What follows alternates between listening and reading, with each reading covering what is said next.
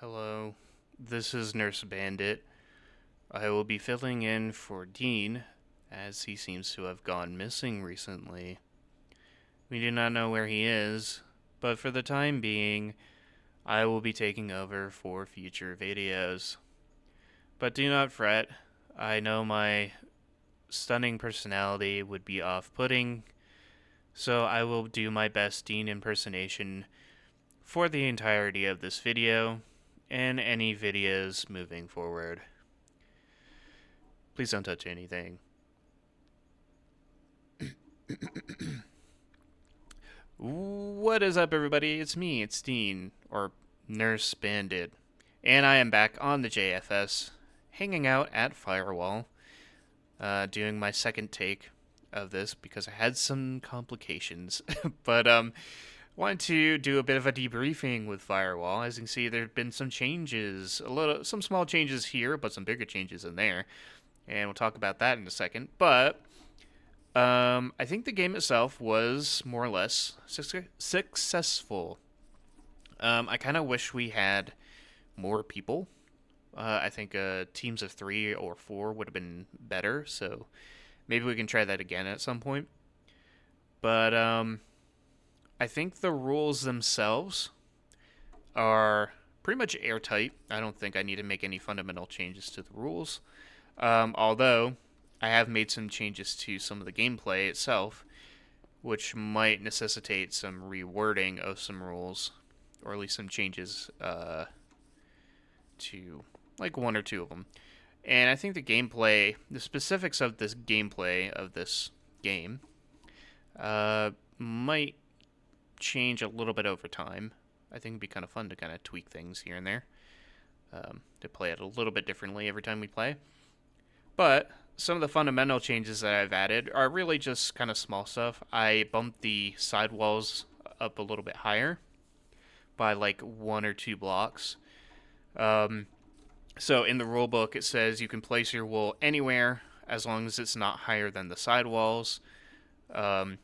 And even though I don't think we had an issue with that, yeah, you can basically play it anywhere in the playing area as long as it's below the sidewalls here. And I made the sidewalls a little bit higher, just so people can kind of take advantage of that a little bit more. And for the build height of structures, I said no higher than the back wall, so I added these frames to the sides. That way, if you're pillaring up like here, you can kind of get a better read at what the height is, maximum height is. So you can go no higher than these slabs. I chose slabs so I didn't have to light it up, but that might not have been an issue anyways. If it's too confusing for these slabs, I might just turn them into regular blocks. But yeah, basically don't build higher than the slabs and you're good. Although if you build at the same height as these slabs, because they're lower slabs, you will be higher than them, so whatever. So yeah, maybe I will turn them into full blocks. But as for the gameplay itself, the most notable issue I saw with the gameplay is the classes. I wanted to try different, different classes for this game. And I think in general they're kind of fun, but they could be a little overcomplicated, and especially can be annoying to clean up. So I decided to kind of tweak the classes over in here. I'm also thinking about getting rid of the door, which is why there's no door here. So this is what it looks like now. And I spent the last half hour fixing this on during my first take, because when I was showing it off, it didn't work right. So we're going to see if it works right this time. Put my armor back on. So in the demonstration, it's just the same sorting system I have at my spawn base. But I had a bit of an issue with how I covered it up, which messed with the redstone and kind of screwed everything up down the line. So the way it should work is, after every match, you gather up everything that you use, and you toss it in here. So I'm just going to toss these and a couple iron doors in. Goes through a bunch of hoppers over to here, where it gets dispensed into a bubble column and sent up into some more hoppers. And if this is working properly, we should be seeing leather fill in here, and we are. As for the doors, there is no chest for doors over here, so they ended up not where they're supposed to be. They're supposed to... Oh, there they are. Okay. So it just took them a little bit longer to get there. But, yeah, anything that doesn't fit in these chests would end up in the overflow, and then I would sort them accordingly. But, yeah, so I'm thinking about changing things up with the class system. So these chests are basically going to be things that everybody can use on their team. I'm not sure how I'm going to divvy them up yet. Right now, it's kind of barren. Like, there's only one stack of planks, a little bit of saplings. What I will likely do is... probably just have... I'm not sure. I guess I would have to put a number on some of these, in which you can, like, take this many off the top, and this many off the top, like in the beginning of the match. And then when the game begins, you cannot touch most of these, maybe. So, for example, we could, with saplings, say you can only have, let's say, 16, only take 8. So you can only have 8 saplings, and that's because if you plant saplings and then bone meal them, you get trees which then drop more saplings. So you'll end up with an infinite supply to begin with. However, with, say, arrows,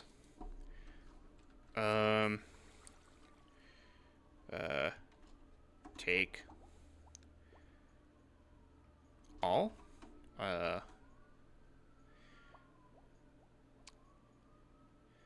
Infinite.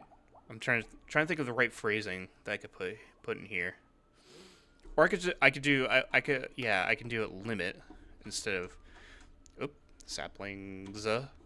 So limit 8. And then for like arrows, say limit none or no, or I could just say no limit. You can take as many arrows as you want.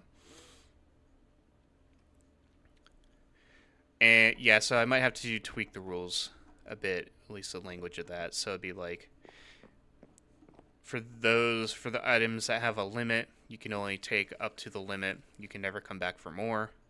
For those that say no limit, you can always come back for more.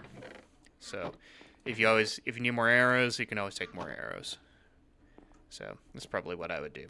Now on this side, we do have classes. I expanded to 6, but I've hopefully simplified them. And I have 3 defense and 3 attack classes here. So we have Witch has potions, or potion ingredients, I should say. So, or I'll say, yeah, potions, and, oh, look, a Zulu. Ingredients. I know that's not capitalized, but I'll say hey to Zulu. So, yeah, right now it's just got, oh, yeah, there's a couple potions in here. And all the defense classes get a bed. But, yeah, the potions, the witch has, like, all the potion materials, and that's it. They don't get any other items. Whereas, if we go to, well, I guess the best example, like Ninja's very simple. You get a sword and some chorus fruit. You don't get any armor or any other special items, just sword and chorus fruit. So, it keeps it simplified, while also giving you a unique ability. And I might change to the idea. No, well,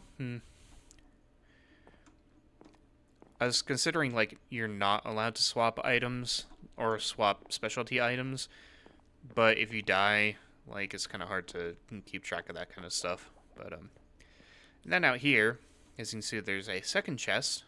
The first chest still has, oh, I can move these potatoes. Has the wool, but then there's this bonus chest that's out here for now. It's just got random armor and other stuff that you can use if you want. Basically stuff that I don't want to include in anything right now, but since I have them here, like, you might as well use them, so I'll just put a button in here. And it's not completely equal. Like, this side has a wooden spear, but it also has this random acacia plank.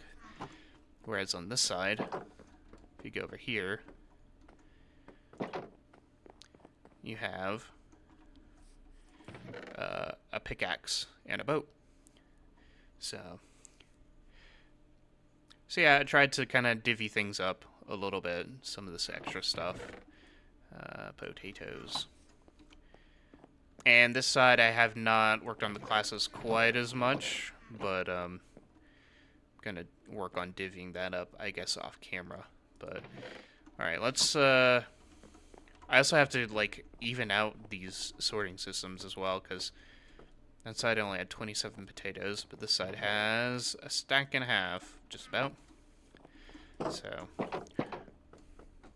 I'm just going to do this on camera this one time to show that it hopefully still works. So, and while I do this, I'll mention that, yeah, JFS Classics randomly appeared. Just toss all these in here. This side worked perfectly fine last time, so. Yeah, I uploaded a JFS Classics video. Turns out they're pretty easy to edit once you get into the groove of them. Oh yeah, working just fine. My editing schedule is kind of centered around a bit of laziness. Basically, I can get the videos done in like 2-3 sessions, but the way it usually ends up going is that my first session of editing, I do like maybe half of the videos I'm gonna do, and then for the second session, that doesn't happen for like 2 or 3 weeks, and in which I just put it off, procrastinating. And then I get back to it and knock it out in 2 days and get it uploaded. And the time of which I get them uploaded, this needs to be changed. I used to have bottles here, but now it's just string. Yeah, the time it takes for me to edit and upload is really dependent on that gap in between sessions, so. But we got one out, so. I'm glad this is working. So yeah, I'm gonna sort these things out. In the meantime,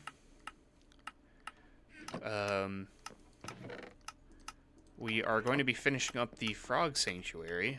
Muck wants to get that knocked out right away, as soon as possible. So we're gonna knock that out in this video. And I think that's really all I got planned for this week. So, quick little addendum before we move on. I updated the rulebook and just wanted to read through it here. So yeah, it goes as follows.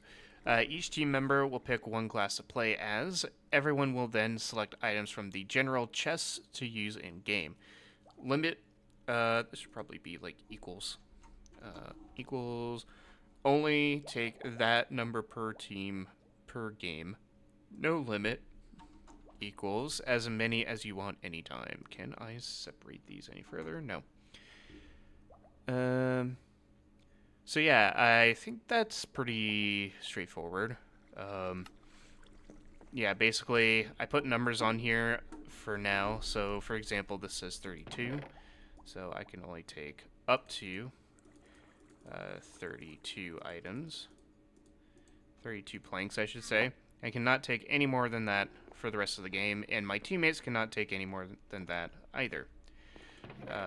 Whereas, bone meal says no limit, prep phase only. I assume that there will be less bone meal than there will be bones, which is why I split it like that. So yeah, it says no limit prep phase only. So once prep phase ends, you can no longer use bone meal, which you shouldn't need bone meal after prep phase because you can't grow trees after. But no limit for arrows, so you can just take as many arrows as you need now. Go do your fighting. If you run out of arrows, you can always run back in here and grab some more. Where we go here. So that's what I mean by that. So yeah. Prep phase, I tweaked this just a tiny bit. Teams will have time to build up their defenses using materials given. This is pretty much all the same. Little tweak here. Teams can place their wool at any time during prep phase, but must be placed when the time expires. Yeah, I didn't really clear that part up in the test game. But yeah, you can place the wool at any time during the prep phase as long as it's placed by the time prep phase ends. Each team must place their...